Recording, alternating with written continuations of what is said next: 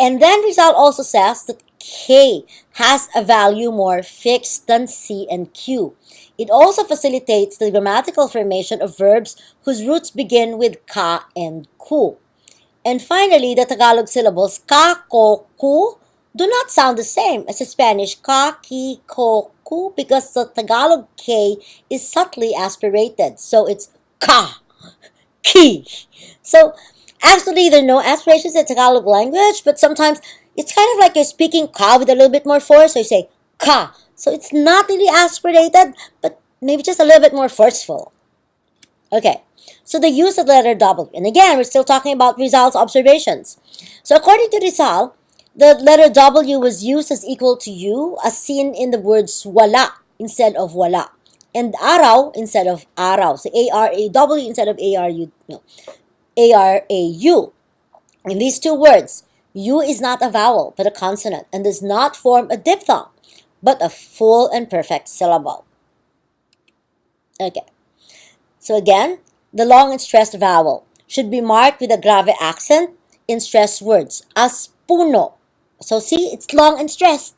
And tama, right? Because in these vowels, the long vowel has a tonic accent. But when this accent falls on the last vowel, the circumflex shall be used as in masama and bata. Okay? So what is it saying here? So this rule makes writing simpler. Okay. Again, with Rizal. Contractions. Words currently written with a hyphen because they are contractions. For example, masdan from masidan or tulok, and palabsin should use an apostrophe.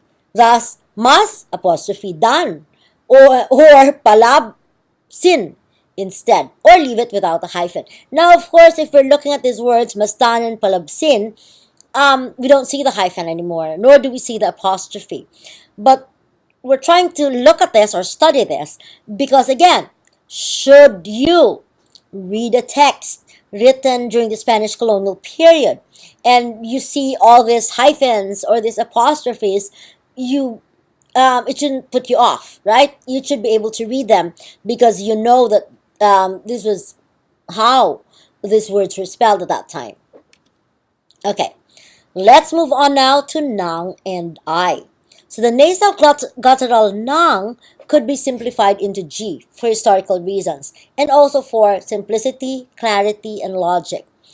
The substantive particle I, when joined with another word ending with a vowel, should be written as akoy instead of akoy apostrophe Y because there is no reason for the change of Y into I. So now, remember, when we use or write the contraction akoy, we write it now with AKO apostrophe Y. It's not I anymore. Meaning what? Meaning actually, the Institute for National Language adopted the suggestion of Rizal. So we have that. Okay, let's now go to the article entitled K and Nationalism.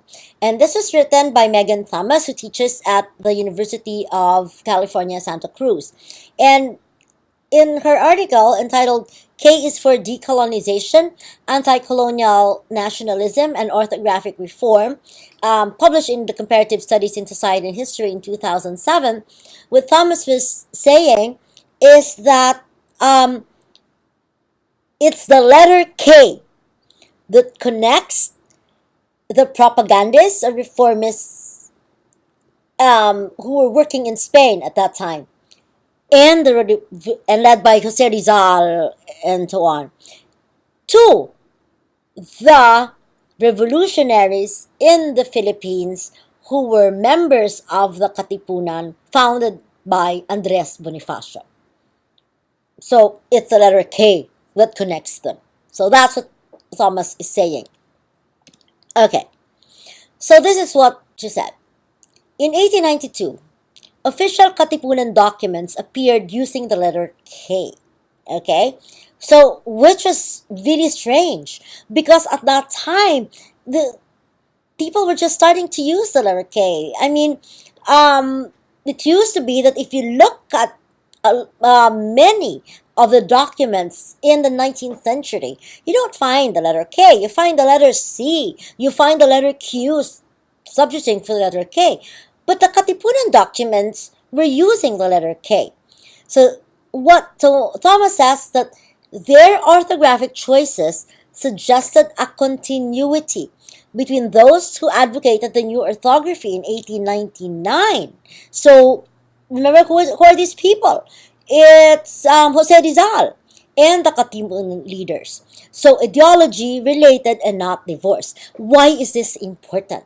Okay, this is important because for a long time, when people taught history, especially in the Philippines, people tried to create a wedge between these two people. Okay, these are your reformists, and these are your revolutionaries, and they believed in different things. These ones, they just believed in propaganda and reforms, blah, blah, blah.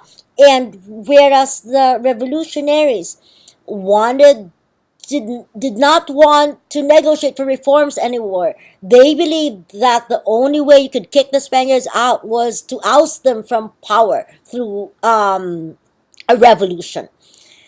But what Thomas is saying is actually what in recent years other historians have been rethinking. Meaning what?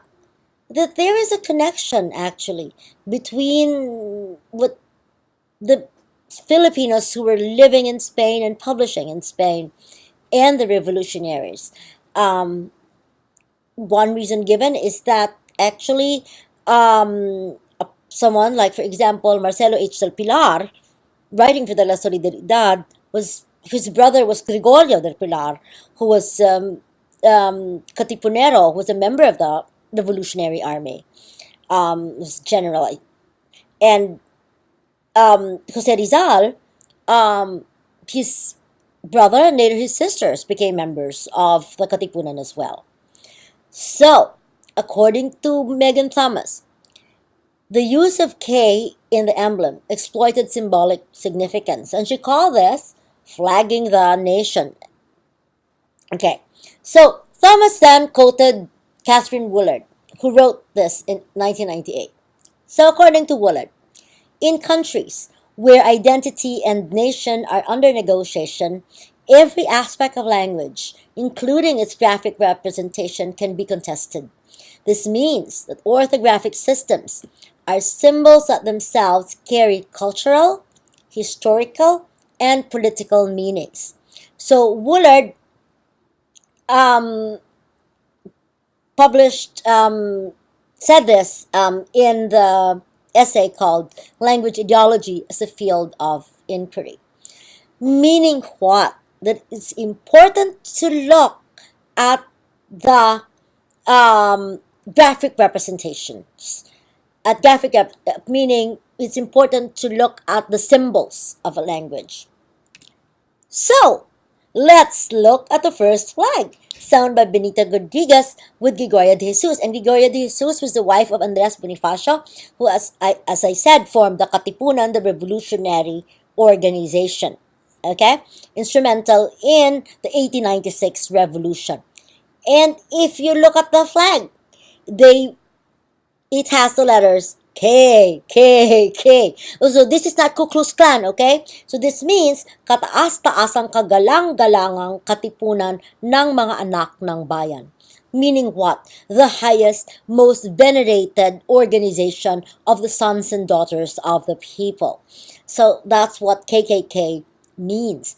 And if you see the flag, you see that what are they doing? They are asserting the letter K at the time wherein the letter K was not found in many written texts, and instead you see C and Q substituting for K, but they were using the letter K from the Baybayin.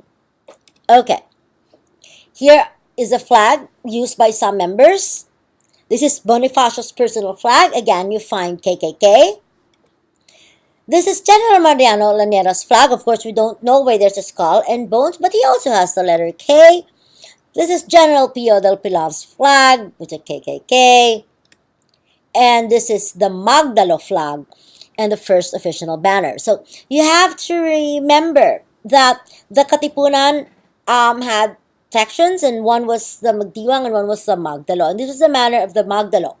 Now I need to call your attention to the symbol in the middle of the sun. And see that? That's the letter K in Baybayin. Okay? And we move on. Okay. This is the Naik Assembly flag. Then this is the Philippine flag. And now, of course, through time, so there's no K in this Philippine flag.